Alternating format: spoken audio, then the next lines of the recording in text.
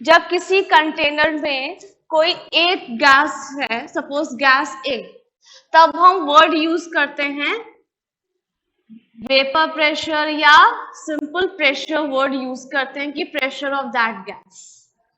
ठीक है, जब एक कंटेनर में एक से ज्यादा गैसेस हैं, suppose gas A B and C, 3 gases ले ली हैं, ठीक है, तो तब हम कोई एक प्रेशर नहीं कह सकते। यहाँ पे जो भी प्रेशर आ रहा होगा, पी टोटल जो आएगा वो हर एक गैस के पार्शियल प्रेशर के कंट्रीब्यूशन के सम के इक्वल होगा।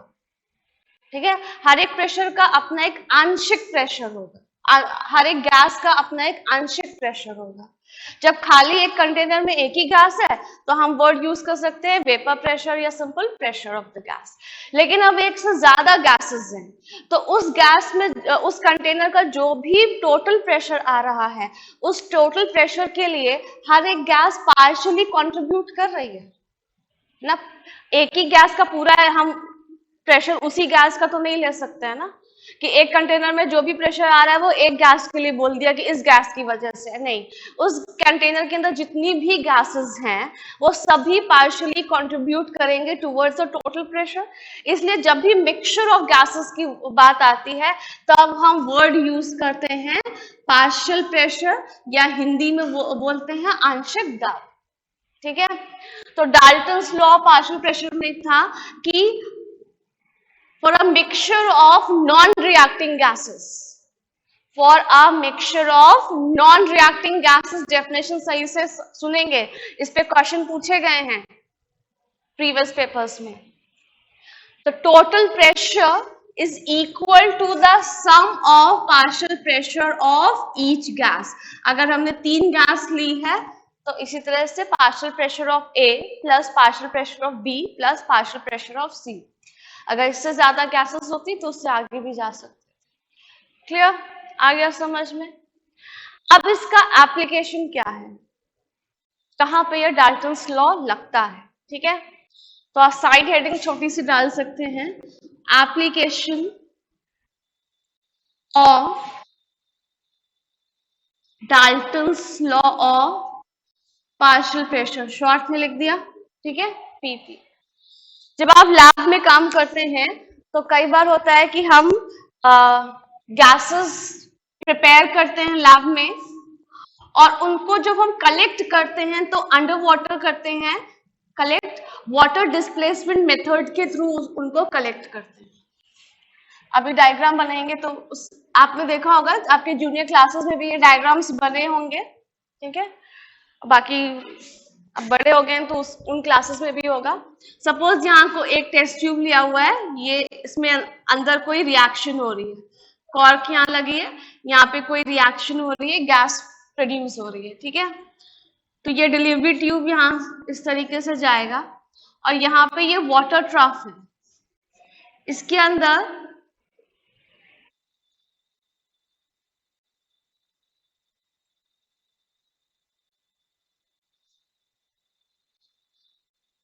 ठीक है, अच्छा ये वाटर ट्रफ है।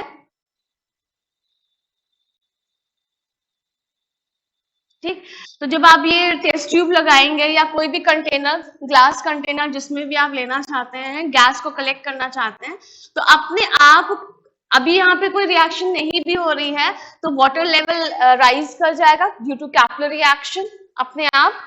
देखा है ना, अगर किसी कंटेनर में आप पानी ले रहे हैं, घर में भी देख सकते हैं, अगर उसके ऊपर कांच का ग्लास रखिए, कांच का इसलिए बोला क्योंकि वो सी थ्रू होता है, उसको आप देख सकते हैं, तो आप देखेंगे अपने आप कुछ लेवल तक पानी चढ़ जाता है। This is called capillary action. तो ये टेस्ट ट्यूब में पानी चढ़ जाएगा। ठीक है, अब यहाँ पे रिएक्शन स्टार्ट हुई, कोई गैस यहाँ पे प्रोड्यूस हुई जो यहाँ पे जाएगी, तो ये बबल्स के फॉर्म में आपको दिखाई देगा, ये इसके ऊपर जाएगी और यहाँ पे इकट्ठा हो जाती है। अब गैस इकट्ठा हो रही, कलेक्ट हो रही है कि नहीं हो रही, कैसे पता चलेगा? धीमे धीमे आपको दिखाई देगा कि ये वाटर लेवल डिक्रीज कर रहा है, और जैसे जैसे ये वाटर लेवल डिक्रीज करके एकदम नीचे तक आ गया है तो यहाँ पे आप अपना थंब लगा के टेस्ट ट्यूब को बाहर निकाल सकते हैं और उसमें कॉर्क लगा दीजिए, तो उस टेस्ट ट्यूब में वो गैस कलेक्ट होगी। ठीक है, ये ऐसा हम लोग लैब में करते हैं। लेकिन वो गैस जो यहाँ पे प्रोड्यूस हुई है, क्योंकि ये वाटर से होके गई है, तो वो ड्राई गैस नहीं होगी, हम कहेंगे वो मॉइस्ट गैस होगी, वेट गैस होगी। ठीक है, तो अब जो यहाँ पे प्रेशर, अगर आप यहाँ पे एक प्रेशर गॉज फिट करना चाहें या प्रेशर मेजर करना चाहें, तो जो भी प्रेशर आ रहा है वो ड्राई गैस का भी नहीं होगा, उसमें कुछ जो है वाटर की वजह से भी कुछ ना कुछ प्रेशर होगा, वाटर वेपर्स की वजह से। ठीक है, तो अब हम अगर हम एक्चुअल उस गैस का प्रेशर निकालना चाहें, तो ये डाल्टन्स लॉ की हेल्प से निकालना चाहते हैं, तो pressure, partial pressure of dry gas क्या हो जाएगा, पी टोटल, जो कि आप यहां से निकाल सकते हैं, P total minus aqueous tension. Aqueous tension क्या है? It is the pressure exerted by saturated water vapors. It is the pressure exerted by saturated water vapors. ये कहां से आया? क्योंकि वाटर से होके गई है, ठीक है, तो वाटर भी कुछ ना कुछ वेपराइज किया होगा, तो उसका भी प्रेशर आ जाएगा वाटर वेपर्स का, और ड्राई गैस का भी आ जाएगा। इसमें पी टोटल, तो पी टोटल में से अगर आप एक्वस टेंशन सब्ट्रैक्ट कर देंगे तो आपको ड्राई गैस का पार्शियल प्रेशर मिल सकता है। वो क्लियर आया समझ में? तो ये एक एप्लीकेशन पार्ट हो गया। क्लियर? चलिए, इसी में आप करेंगे रिलेशनशिप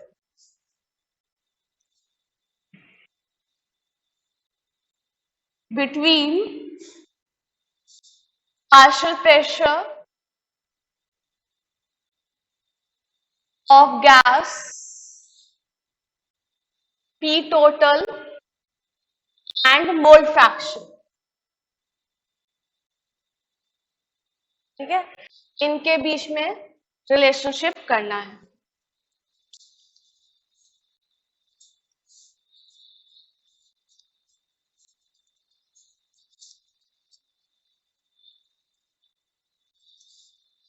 अगर किसी कंटेनर में, क्लोज्ड कंटेनर, जब भी हम गैसेस से डील कर रहे हैं तो हम हमेशा क्लोज्ड कंटेनर ही लेंगे।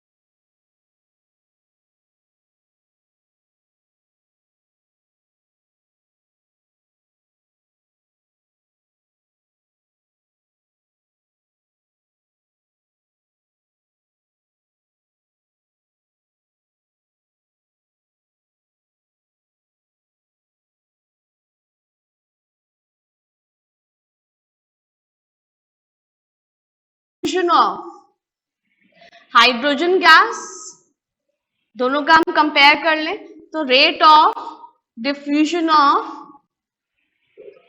ऑक्सीजन गैस, ठीक है, क्या हो जाएगा, इनके मोलर मास के स्क्वायर रूट के इनवर्सली प्रोपोर्शनल होगा। तो हाइड्रोजन गैस है तो उसका मास क्या होगा, वो नीचे लिखेंगे 2, और ऑक्सीजन का कितना होगा 32, उसको ऊपर लिखेंगे, इनवर्सली प्रोपोर्शनल हुआ, तो कितना आ जाएगा 16, और 16 का स्क्वायर रूट कितना हो जाएगा 4। तो हम कह सकते हैं कि rate of diffusion of hydrogen gas, ऐसे शॉर्ट में लिख दिया है, it is equal to 4 times of rate of diffusion of oxygen gas. और यहां से हम कंक्लूड कर सकते हैं, या यहां से भी हम कह सकते थे कि जो जितनी भारी गैस होगी, जिसका मोलर मास ज्यादा होगा, उसका रेट ऑफ डिफ्यूजन कम होगा। तो ये एक्सपेरिमेंटली भी देखा गया है, एक तरफ हल्की गैस रखी, एक तरफ भारी गैस रखी, और जब स्टॉप वर्क ओपन कर दिया तो जो हल्की गैस है वो जल्दी डिफ्यूज करती है, दूसरे एंड पे जल्दी पहुंचती है, और जो भारी गैस है वो दूसरे एंड पे धीमे पहुंचेगी। क्लियर? इस पे बेस्ड एक न्यूमेरिकल भी है, उसे करेंगे।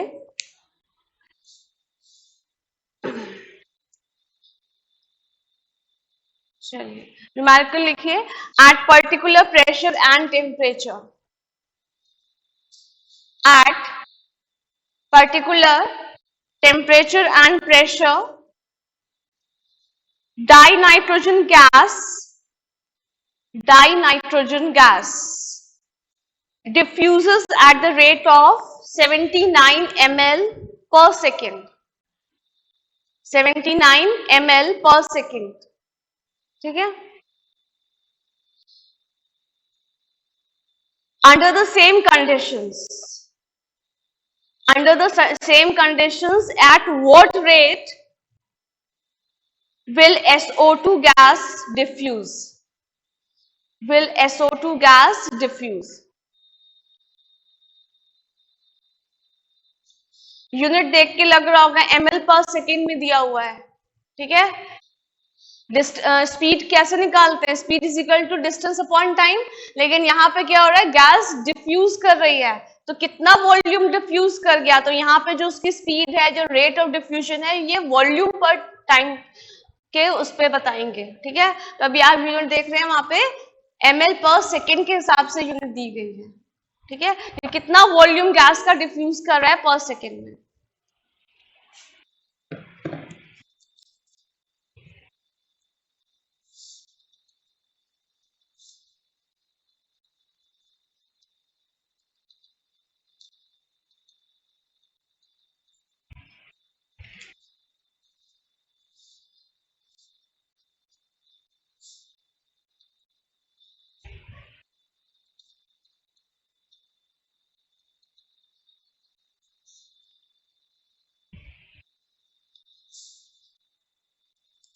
कुछ पहुंचे? Rate of diffusion of nitrogen gas and rate of diffusion of SO2 gas, इनके मोलर मास के स्क्वायर रूट के इनवर्सली प्रोपोर्शन होगा। तो नाइट्रोजन का मास कितना होता है 28, एंड सल्फर डाइऑक्साइड का कितना हो जाएगा 64। सॉल्व करेंगे तो कितना जाएगा,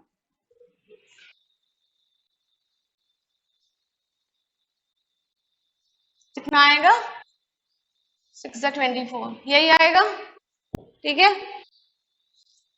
आई थिंक नाइट्रोजन का दिया है, रेट ऑफ डिफ्यूजन दिया है 79, ठीक है, 79 ml पर सेकेंड, और SO2 का फाइंड आउट करना है। तो यहाँ पे 16 का स्क्वायर रूट क्या लिख सकते हैं, 4/√7 लिख सकते हैं।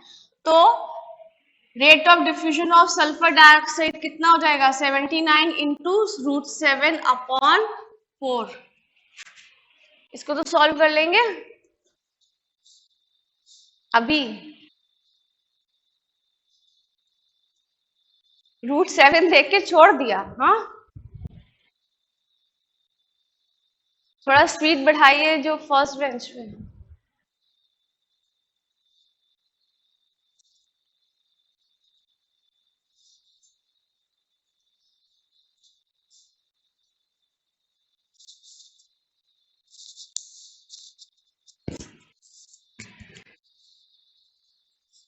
हाँ, पूरा आंसर फाइनल। √7 की वैल्यू क्या निकाली है? हाँ, 2.64 समथिंग ऐसी आएगी। तो फिर से जरा रीचेक करो।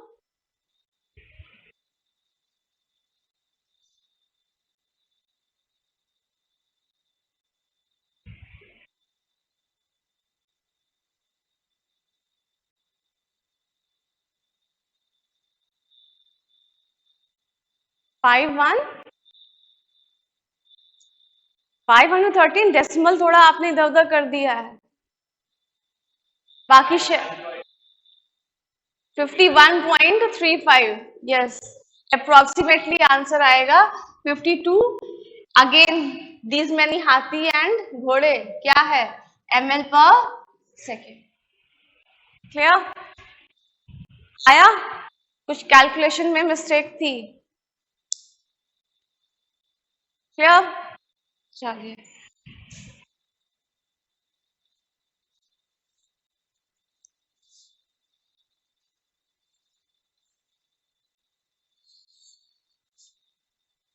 कुछ क्वेश्चंस देखते हैं।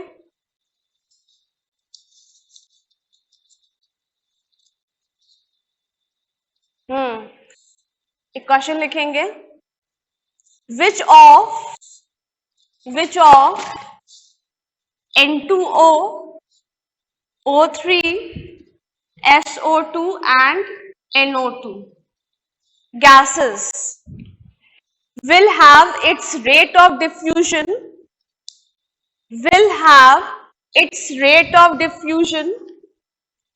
equal to that of CO2,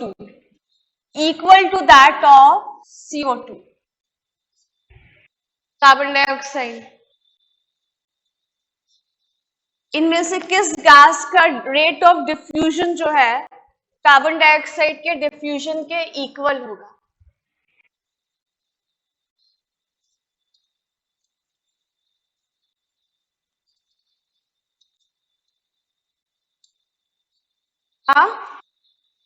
N2O, क्योंकि रेट ऑफ डिफ्यूजन किस पे डिपेंड करता है? मॉलिक्यूलर मास, उसके स्क्वायर रूट के इनवर्सली प्रोपोर्शनल है।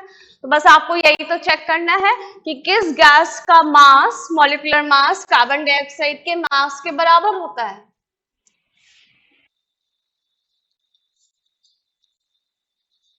क्या हुआ, नहीं कर पाए? कार्बन डाइऑक्साइड का मास कितना है? 12 प्लस 16 2 टाइम्स जाएगा तो 32 डायरेक्ट कर लें तो क्या हो जाएगा? 44। और ये नाइट्रोजन का क्या हो जाएगा? N2O में 28, पूरा 28 ले ले, 2 टाइम्स है तो, और प्लस 16 तो क्या हो जाएगा? 44। जब इनके मासेस बराबर हैं तो रेट ऑफ डिफ्यूजन भी बराबर होगा, और किसी का नहीं है। ठीक है, सबका इस तरह से चेक कर सकते हैं। एक और देखिए क्वेश्चन इसी तरीके का है, among ammonia NH3, O2, CO2 and SO2, among these gases, which gas will have highest rate of diffusion? हाँ, रीजन बिकॉज इसका मोलर मास सबसे कम होगा। क्या था? ये था इनवर्सली प्रोपोर्शन है। ठीक है, मोलर मास जिसका सबसे कम होगा उसका रेट ऑफ डिफ्यूजन सबसे ज्यादा होगा। क्लियर? सबका देख सकते हैं मोलर मास। एक और question, in a lab ammonia and sulfur dioxide gases are prepared। ठीक है, in a lab ammonia and sulfur dioxide gases are prepared at 2 corners opposite to each other। ठीक है, opposite to each other, the smell of which gas will reach first? The smell of which gas will reach first to the student standing at the center of lab? कोई student बीच में खड़ा है, lab के बीचों बीच, question लिख पाए पूरा? The smell of which gas will reach first? a student standing at the center of the lab, standing at the center of the lab, कोई स्टूडेंट बीच में खड़ा है, एक तरफ अमोनिया गैस प्रोड्यूस हो रही है और एक तरफ सल्फर डाइऑक्साइड गैस प्रोड्यूस हो रही है, उसको किसकी कौन सी गैस की स्मेल सबसे पहले मिलेगी? अमोनिया गैस की। अगेन द रीजन, क्योंकि अमोनिया गैस का मास कम है, ठीक है, तो उसका रेट ऑफ डिफ्यूजन ज्यादा होगा। ठीक, चलिए, तो इस तरह से ये क्वेश्चंस आएंगे डिफ्यूजन पे। Now kinetic theory of molecular masses, kinetic theory of gases.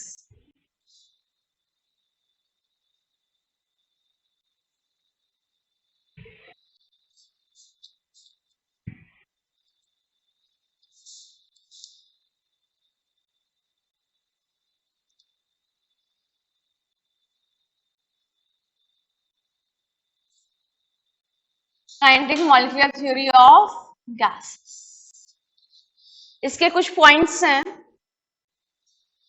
पहला पॉइंट ये था कि जो गैसेस हैं वो आइडेंटिकल पार्टिकल से मिलके बनी, यानी उनके सारे मॉलिक्यूल से आइडेंटिकल होंगे, shape, size and everything, and they are very far apart, यानी इंटरमॉलिक्यूलर स्पेसेस बहुत ज्यादा होते हैं। पॉइंट सही भी है, क्योंकि हमने ये पढ़ा है या एक्सपेरिमेंटली देखा भी है कि जब गैस पे प्रेशर लगाते हैं तो गैस कंप्रेस हो जाती है, स्मॉलर वॉल्यूम ऑक्युपाई कर लेती है, दैट इज जरूर उसके बीच में इंटरमॉलिक्यूलर स्पेसेस बहुत ज्यादा होंगे, ठीक है, तभी गैस को कंप्रेस किया जाता है, या कह सकते हैं गैसेस आर हाईली कंप्रेसिबल, ठीक है। दूसरा पॉइंट ये है कि देयर इज नो, या अगर लिखते भी जाएं साथ साथ, तो गैसेस आर हाईली कंप्रेसिबल, ठीक है। ये कहां से आया कि लार्ज इंटरमॉलिक्यूलर स्पेसेस होते हैं इन गैसेस, ठीक है। दूसरा पॉइंट आया कि उन्होंने कहा कि there is no force of attraction among the molecules. जो गैस मॉलिक्यूल्स हैं उनके बीच में कोई फोर्स ऑफ अट्रैक्शन नहीं होता है, तो ये भी वैलिड पॉइंट लगा उस वक्त, क्योंकि हमें ये पता है कि गैसेस को जितना भी स्पेस दिया जाए, जितना भी वॉल्यूम दिया जाए, वो पूरा का पूरा वॉल्यूम ऑक्युपाई करती है। अगर इंटरमॉलिक्यूलर फोर्सेस होते तो वो पूरा स्पेस या पूरा वॉल्यूम ऑक्युपाई नहीं कर पाते, ठीक है। तो ये पॉइंट भी सही लगता है। तो ये क्या हो जाता है, गैसेस ऑक्युपाई होल वॉल्यूम, जितना भी उनको अवेलेबल है वो ऑक्युपाई करते हैं, ठीक है। नेक्स्ट है, जो गैसेस के पार्टिकल्स होते हैं, that is gas particle, they are in random motion, constant motion. Gas molecules are in constant, मतलब लगातार होता रहता है, रुकता नहीं, एंड रैंडम मोशन। तो ये पॉइंट भी सही लगा, ठीक है, वैलिड है, क्योंकि अगर इनका रैंडम मोशन, कांस्टेंट मोशन नहीं होता, यानी कि गैस पार्टिकल्स का, गैस मॉलिक्यूल्स का कोई ना कोई हमें फिक्स्ड शेप मिलता, वो मोशन में रहते हैं, एक जगह रुकते नहीं हैं, और ये प्रोसेस लगातार होता रहता है, तभी तो गैसेस की कोई फिक्स्ड शेप नहीं होती है, ठीक है। तो ये पॉइंट वैलिड है। तभी क्या होता है, gases have no fixed shape, ठीक है, तो हमें कोई गैस की फिक्स शेप दिखती भी नहीं है।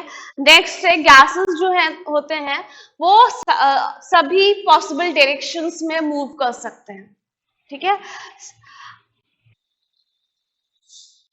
अगर इसको भी अगर हम डायग्राम से बताएं तो ये कंटेनर में अगर गैस मॉलिक्यूल्स हैं, ठीक है, ये सभी डायरेक्शंस में मूव करते हैं। इसकी वजह से क्या होता है, दे कोलाइड विद देमसेल्फ, आपस में भी टकराते हैं, ठीक है, they collide with each other and they also collide with the wall of the container. और इस पे पहले भी बात हो चुकी है कि जिस फोर्स के साथ वो per unit area of the container पे हिट करते हैं, that is called the pressure. तो ये भी पॉइंट सही है कि वो जो है एकदम रैंडम मोशन में रहते हैं, they collide with each other as well as with the wall of the container, तभी क्या होता है, gases exert pressure, exert pressure. ठीक है, अगर ये मोशन नहीं होगा, ये कोलिजन्स नहीं होते, तो गैसेस का प्रेशर भी नहीं होता। नेक्स्ट हम करेंगे गैसेस या जो कोलिजन्स की अभी हम लोग ने बात करी, collisions of gases, gas molecules are perfectly elastic. Elastic का क्या मतलब है, that is before the collision and after the collision energy जो है वो कंजर्व्ड रहती है, सेम रहती है। ठीक है, ये भी वैलिड पॉइंट है, क्योंकि अगर एनर्जी कंजर्व नहीं होती, हर एक कोलिजन के बाद मॉलिक्यूल्स की एनर्जी डिक्रीज कर जाती, तो एक पॉइंट ऐसा आता है कि मॉलिक्यूल की एनर्जी जीरो हो जाती। तो हमें गैस प्रेसिपिटेट, भाई अगर एनर्जी उसकी जीरो हो गई है, कोई मोशन नहीं है उसमें, तो अंडर द ग्रेविटेशनल फोर्स क्या हो जाएगा, वो नीचे की तरफ जाएगा, दैट इज गैस प्रेसिपिटेट करेगी। तो क्या कभी गैस को प्रेसिपिटेट करते देखा है? नहीं। ठीक है, तो ये परफेक्टली इलास्टिक है, तो ये भी पॉइंट सही है। अदरवाइज क्या होता है, गैसेस क्या होते हैं, प्रेसिपिटेट करते हैं, हमको दिखाई देते हैं अगर उनकी एनर्जी जीरो हो जाती है। नेक्स्ट पॉइंट करें, यहाँ पे 6 पॉइंट यहाँ कर लेते हैं। At any particular time, the different speeds in the gases have different particles in the gas have different speed. ठीक है, but distribution of speed remains same. एक अलग अलग एक पर्टिकुलर टाइम पे अलग अलग पार्टिकल्स की अलग अलग स्पीड हो सकती है। ठीक है, कोलाइड कर रहे हैं आपस में, तो कोलाइड करने से पहले जो दो मॉलिक्यूल्स आपस में कोलाइड कर रहे हैं, तो किसी एक की एनर्जी ज्यादा होगी, दूसरे की कम होगी, बट कोलाइड करने के बाद किसी एक की ज्यादा हो जाएगी, जिसकी कम थी उसकी ज्यादा हो जाएगी, और जिसकी ज्यादा थी उसकी कम हो जाएगी। That is distribution of speed remain same. ठीक है, distribution of speed remain same रहेगी। 6 पॉइंट है, distribution of speed remains same.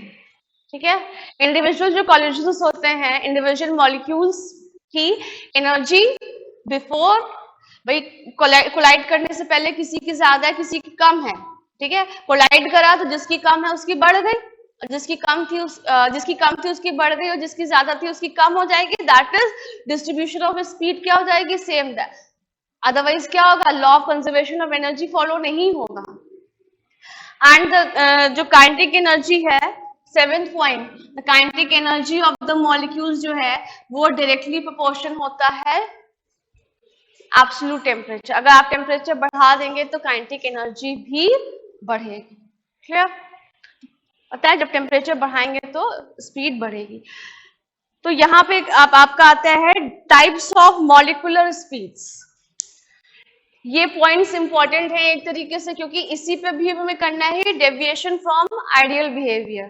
ठीक है, तो जब अभी स्पीड की बात आई है तो डेविएशन से पहले हम स्पीड्स ही लेंगे, that is types of molecular speeds.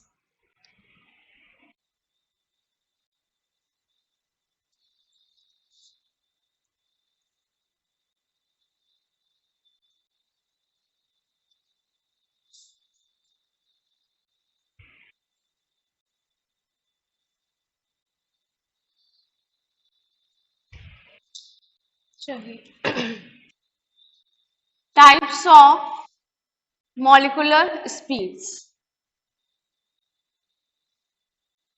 ठीक है, 3 तरह के होते हैं। एक होता है एवरेज स्पीड, एक होता है मोस्ट प्रोबेबल स्पीड,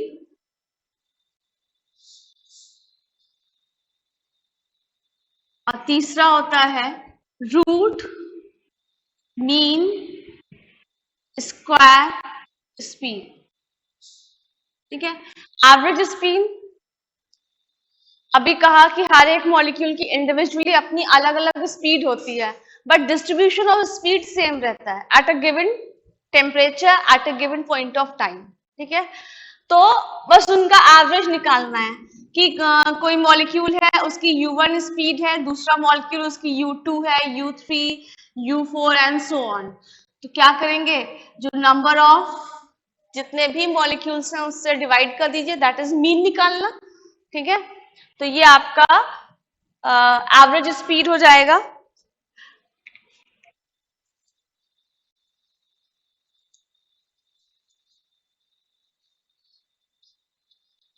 इजी है एवरेज स्पीड को डिफाइन करना, कि सिंपल आपको क्या करना है, एवरेज निकालना है, क्योंकि हर मॉलिक्यूल की अपनी अलग अलग स्पीड होगी।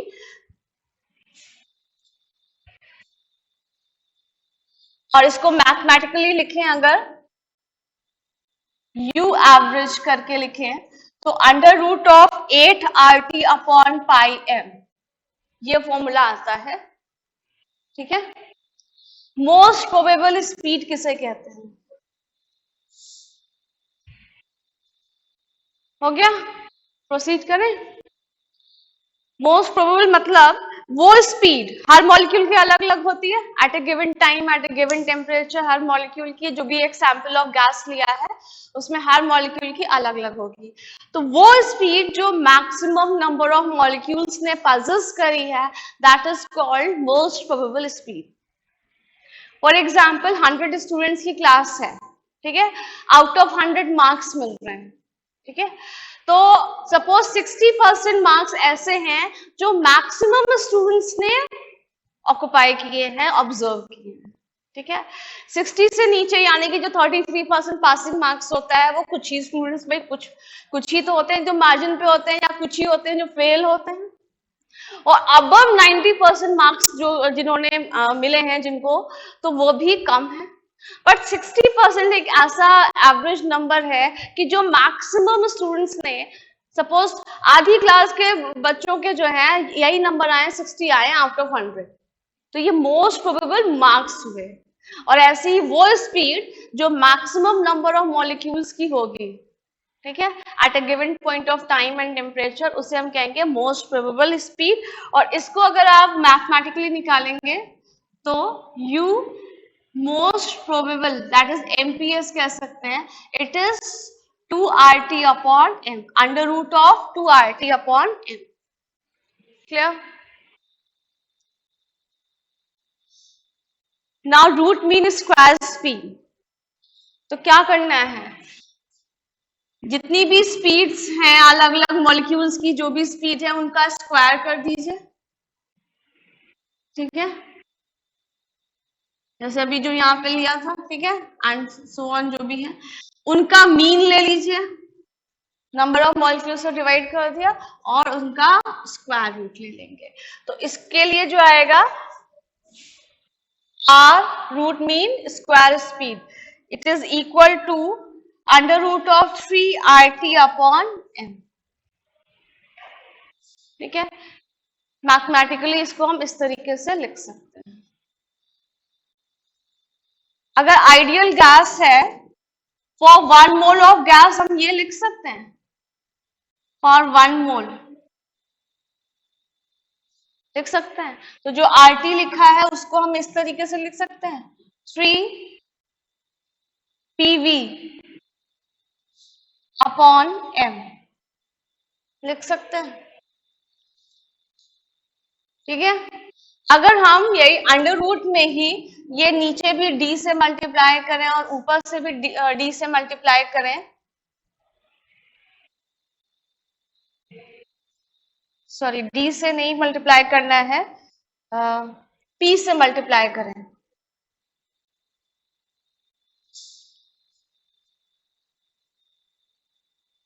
यहाँ पे इस वाले इक्वेशन में अगर हम P से मल्टीप्लाई करें, तो अभी आप पढ़ चुके हैं PM अपॉन RT डेंसिटी के इक्वल होता है।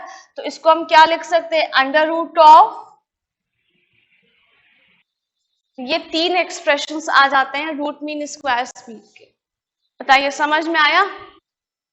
इस वाले एक्सप्रेशन में कि under root of 3RT upon m, ऊपर और नीचे दोनों तरफ P से मल्टीप्लाई किया, ठीक है, तो अभी पढ़ चुके हैं कि density is equal to P M upon R T होता है। आज इसी फॉर्मूले से क्लास स्टार्ट करी थी।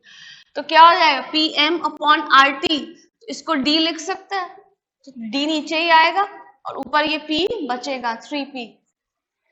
ठीक, तो इस तरीके से ये स्पीड है। अब इसमें रिलेशनशिप देखना है, तो नेक्स्ट हेडिंग डाल सकते हैं रिलेशनशिप। इस पे कभी ग्राफिकल क्वेश्चन भी आया गया है, पूछा गया है। रिलेशनशिप बिटवीन एवरेज स्पीड, ठीक है, मोस्ट प्रोबेबल स्पीड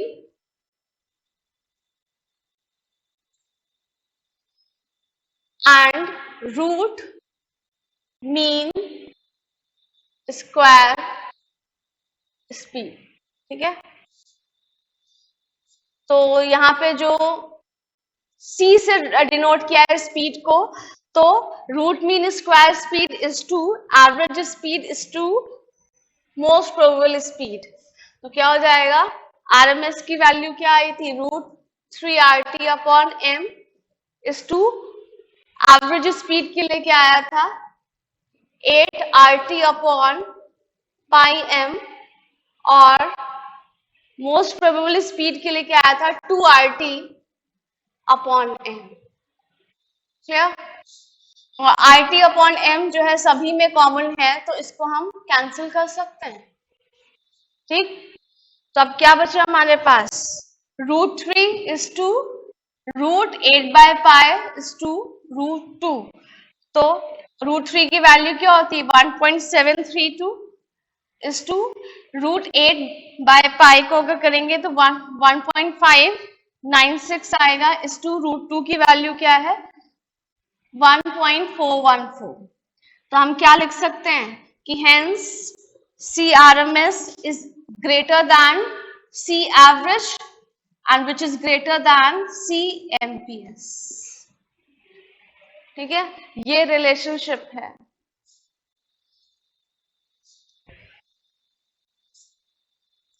इस पे एक ग्राफ है, अगेन वही प्रोजेक्टर नहीं चल रहा है आज, तो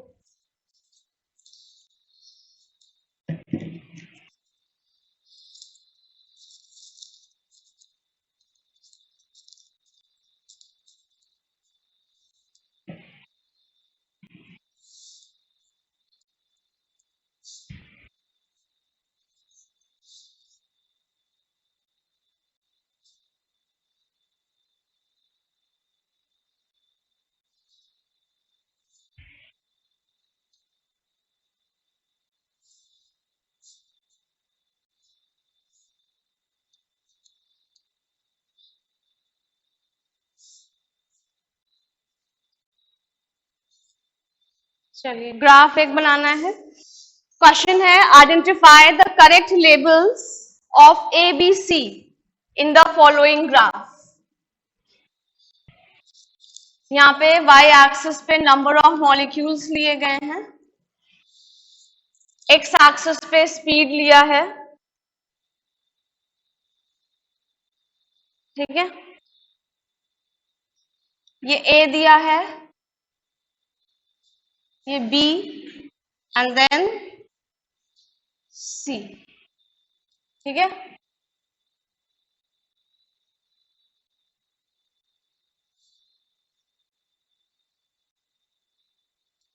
चलिए बाकी वो I think short form clear है ना, RMS एवरेज और यही वाला शॉर्ट फॉर्म्स यूज करेंगे, तो उनके हिसाब से A जो है वो V यहाँ पे यूज किया गया है स्पीड के लिए। ठीक है, वेलोसिटी, मोस्ट प्रोबेबल स्पीड कह सकते हैं या मोस्ट प्रोबेबल वेलोसिटी कह सकते हैं। B को उन्होंने कहा है VRMS है, C इज एवरेज वेलोसिटी, या A जो है वो एवरेज वेलोसिटी है, B root mean square speed है, या C जो है वो मोस्ट प्रोबेबल स्पीड है। A is RMS, B is most probable, C is V average। D is most probable,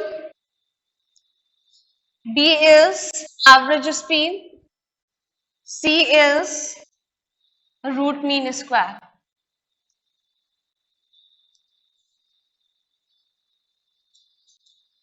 A जो है मोस्ट प्रोबेबल है, क्योंकि मोस्ट प्रोबेबल क्या होता है, जो ज्यादा फ्रैक्शन ऑफ मॉलिक्यूल्स पासेस करते हैं जो स्पीड को, ठीक है।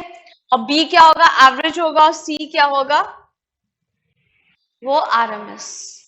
ठीक है, चलिए आगे मूव करते हैं। Deviation of real gases from ideal behaviour, deviation of real gases from ideal behaviour, ठीक है।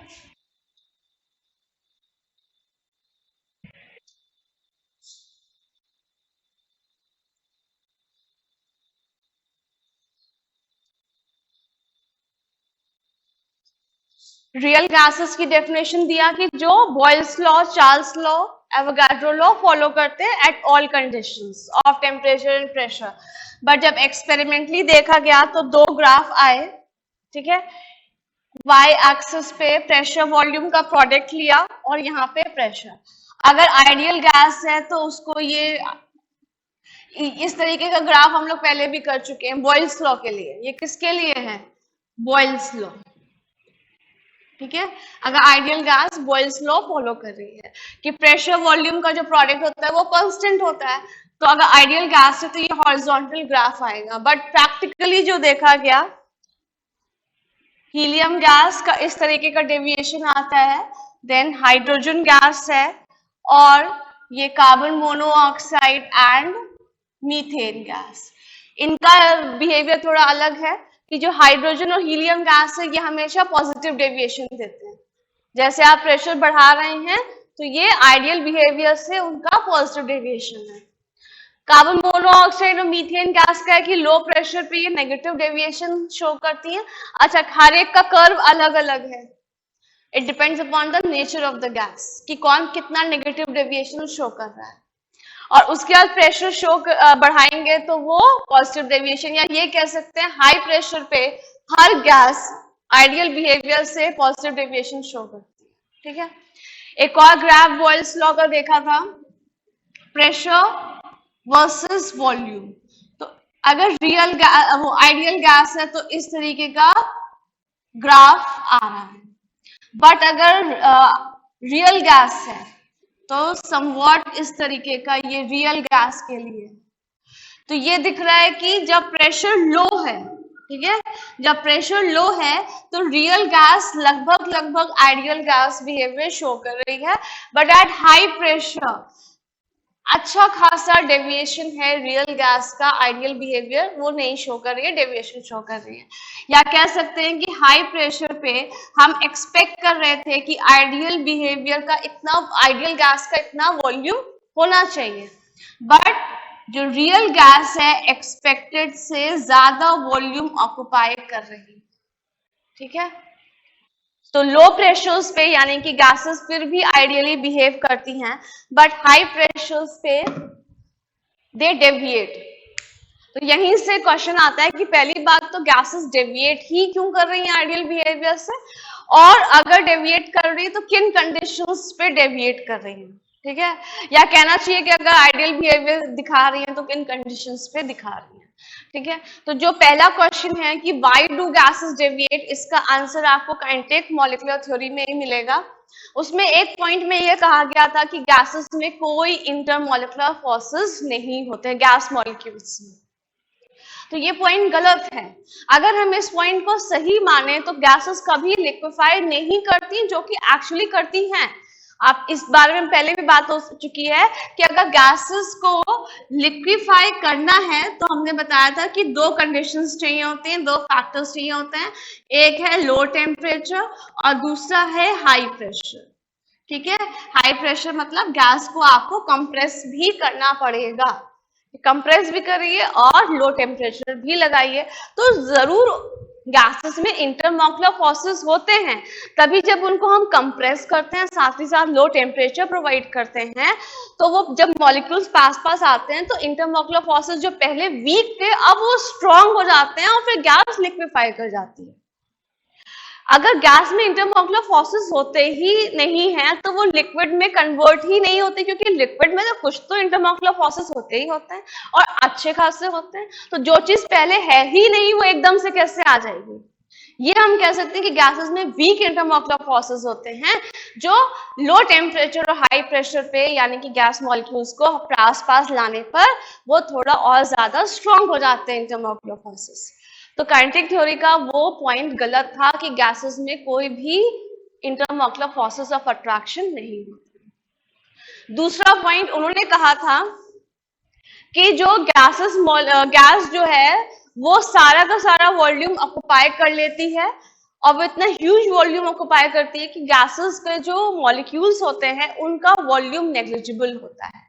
तो वो ह्यूज वॉल्यूम पे तो चलो ठीक है कि गैस को आप जितनी भी स्पेस दे रहे हैं वो पूरा का पूरा स्पेस ऑक्युपाई कर रही है, तो उस वॉल्यूम के कंपैरिजन में इन गैस मॉलिक्यूल्स का वॉल्यूम नेग्लिजिबल है, ठीक है, बट एट हाई प्रेशर जब आपने गैस को कंप्रेस कर दिया है, एक स्मॉल रीजन में उसको कंप्रेस कर दिया है, अब इतने स्मॉल रीजन में आप इस गैस का वॉल्यूम भी, कंटेनर का ये जो वॉल्यूम है इसको भी कंसिडर करेंगे, साथ ही साथ इन गैस मॉलिक्यूल्स का भी वॉल्यूम कंसिडर करेंगे, वो नेग्लिजिबल नहीं होता है। लो प्रेशर पे तो नेग्लिजिबल मान सकते हैं, बट हाई प्रेशर पे जब आप गैस का वॉल्यूम कंसिडर करेंगे साथ साथ गैस के मॉलिक्यूल्स का भी वॉल्यूम जो है वो कंसिडरेबल है, नेग्लिजिबल नहीं है। क्लियर? तो ये दो पॉइंट्स जो है वहां पे गलत थे, तो उसकी वजह से यहाँ पे अब देखिए क्या दूसरा क्वेश्चन था कि किन कंडीशंस पे डेविएशन शो करती हैं। पहला पॉइंट क्या था कि डेविएशन क्यों शो करती हैं, तो दो पॉइंट्स हमारे वहां पे काइनेटिक थ्योरी में गलत थे। और अब किन कंडीशंस में वो डेविएशन शो करती हैं, तो यहाँ पे दिख भी रहा है कि लो प्रेशर पे तो आइडियली बिहेव फिर भी कर रही हैं, बट हाई प्रेशर पे क्या हो रहा है, डेविएशन मिल रहा है। तो अगर हम हाई प्रेशर, ये क्या है, conditions eight which gases deviate from ideal behaviour. तो पहला कंडीशन क्या है, हाई प्रेशर। अब इसको इमेजिन करिए जब आपने हाई प्रेशर लगा दिया गैस पे, ठीक है, तो अब जीरो इंटरमॉलिक्यूलर फोर्सेस तो नहीं कंसिडर कर रहे हैं ना, वीक तो थे ही, हाई प्रेशर लगाने पे मॉलिक्यूल्स पास पास आ गए हैं, उनके इंटरमॉलिक्यूलर फोर्सेस और ज्यादा स्ट्रांग हो गए हैं। और ये वाला पॉइंट भी करा था कि गैस मॉलिक्यूल्स रैंडम मोशन में रहते हैं, आपस में भी कोलाइड करते हैं, साथ ही साथ कंटेनर की वॉल से भी कोलाइड करते हैं, ठीक है। जब ये मॉलिक्यूल्स हाई प्रेशर लगाने पे पास पास आ गए हैं, इंटरमॉलिक्यूलर फोर्सेस स्ट्रांग हो चुके हैं, तो ये जो मॉलिक्यूल जो कंटेनर की वॉल से टकराने जा रहा था, इसको दूसरा मॉलिक्यूल जो है just because of intermolecular forces उसको पीछे खींच लेगा। चीज समझ में आई? थोड़ा अगर बड़े पे करें, कोई कंटेनर है, मान लेते हैं अभी वॉल्यूम जो है कम हो गया है, मॉलिक्यूल्स पास पास आ गए, हाई प्रेशर वाली कंडीशन लगा रहे हैं, ठीक है। अब हाई प्रेशर लगाने पे जब ये पास पास आ गए तो इनके इंटरमॉलिक्यूलर फोर्सेस काफी स्ट्रांग हो चुके हैं, तो ये मॉलिक्यूल जो कंटेनर की वॉल से हिट करने जा रहा था, कुछ प्रेशर एक्सर्ट करने जा रहा था, ठीक है, उसके कोलिजन की वजह से, तो ये दूसरा मॉलिक्यूल जो है उसको पीछे खींच रहा है, it is dragging behind the other molecule, ठीक है। तो जो ये कोलाइड करने जा रहा था वो कोलाइड नहीं कर पाएगा, दैट इज जो प्रेशर आना चाहिए था वो नहीं आएगा, उससे कुछ कम प्रेशर आएगा, ठीक है। किस कंडीशन पे, हाई प्रेशर की कंडीशन पे। तो जो प्रेशर होगा रियल गैस का वो कम हो जाएगा, आइडियल बिहेवियर से, आइडियल गैस से प्रेशर कुछ कम हो जाएगा, दैट इज अगर हम लिखें P ideal and P real, तो रियल गैस का प्रेशर कुछ कम हो जाएगा, तो हम ये वाला साइन लगा सकते हैं as compared to ideal gas. लेकिन हम कहें कि नहीं, इसको आप इक्वेट करना है, बराबर करना है, तराजू में जैसे बराबर करते हैं, तो ये चीज कम थी। तराजू में बैलेंस कैसे कर, आइडियल को तो हम टच ही नहीं कर सकते, जो चीज आइडियल है तो वो आइडियल है, उसको नहीं करना है। और ये चीज कम थी इससे, तो यानी कि यहाँ पे हमें कोई करेक्शन टर्म ऐड करना पड़ेगा, तभी ये दोनों चीजें बैलेंस हो पाएंगी। क्लियर? तो ये करेक्शन टर्म है, लॉन्ग मैथमेटिकल कैलकुलेशन से ये करेक्शन टर्म हमें मिला। ए कांस्टेंट है, N number of moles, volume B. फिर आप देखेंगे कि जब हमें वो वाला पॉइंट करा था कि जब आपने हाई प्रेशर लगाया है तो गैसेस एक स्मॉल वॉल्यूम ऑक्युपाई कर रही हैं, तो अब गैस वॉल्यूम के साथ साथ इन मॉलिक्यूल्स का भी वॉल्यूम कंसिडरेबल है, नेग्लिजिबल नहीं है। ठीक है, तो अब क्या होगा, वी आइडियल जो था और वी रियल। अब की बार इसमें क्या कर रहे हैं, सिर्फ हम गैस का वॉल्यूम कंसिडर कर रहे हैं। ठीक है, और यहाँ पे क्या है, गैस का तो वॉल्यूम कंसिडर कर रहे हैं, साथ साथ गैस मॉलिक्यूल्स भी, उनका भी वॉल्यूम कंसिडर कर रहे हैं।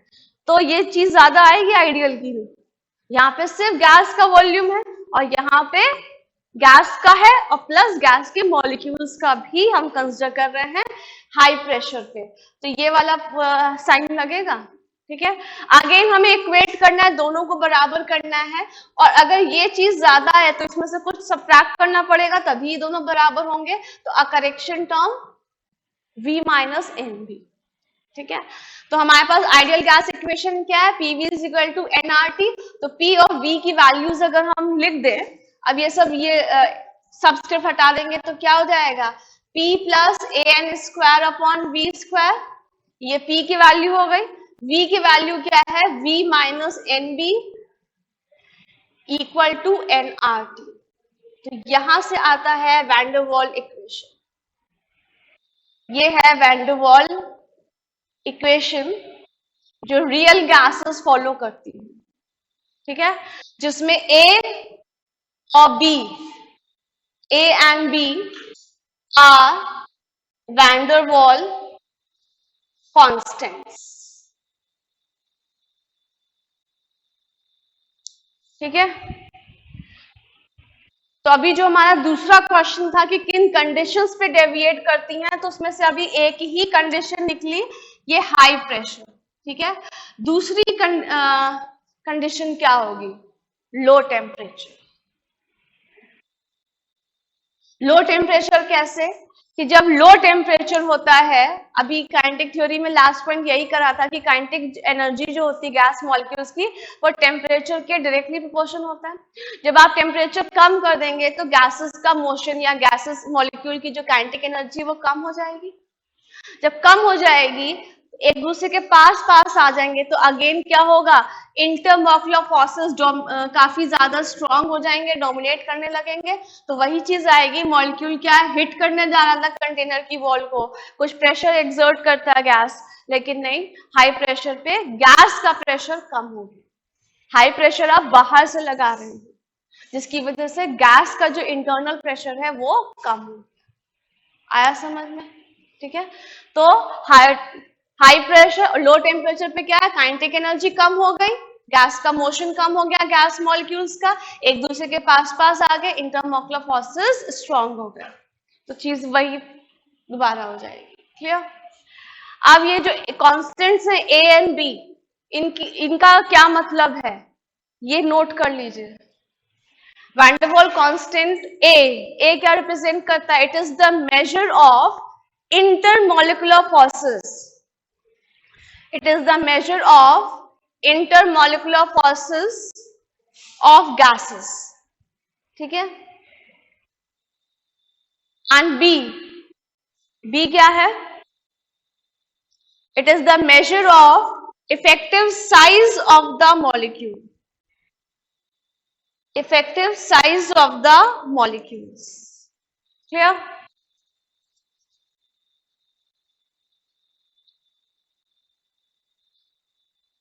हो गया? एक छोटा सा क्वेश्चन पूछ लें यहाँ पे, अगर दो गैसेस हैं, अमोनिया है और हाइड्रोजन गैस है, किसके लिए वैन डर वाल कांस्टेंट ए की वैल्यू ज्यादा होगी? किसके लिए वैन डर वाल कांस्टेंट ए की वैल्यू? आंसर आपके पास है अभी जो आपने लिखा हुआ है, कि ए की वैल्यू, ए का मतलब क्या है, बी का मतलब क्या है। आंसर आपने लिखा हुआ है पहले से ही। ए क्या है, मेजर ऑफ इंटरमॉलिक्यूलर फोर्सेस, और इंटरमॉलिक्यूलर फोर्सेस तो फर्स्ट लेक्चर में पढ़ाया था। अमोनिया गैस में कौन से इंटरमॉलिक्यूलर फोर्सेस लगेंगे और हाइड्रोजन गैस में कौन से इंटरमॉलिक्यूलर फोर्सेस लगेंगे। आंसर आपके पास है, बताओ अमोनिया में कौन से इंटरमॉलिक्यूलर फोर्सेस लगते हैं, हाइड्रोजन बॉन्डिंग, और हाइड्रोजन मॉलिक्यूल्स में क्या लगेंगे, नॉन पोलर मॉलिक्यूल है।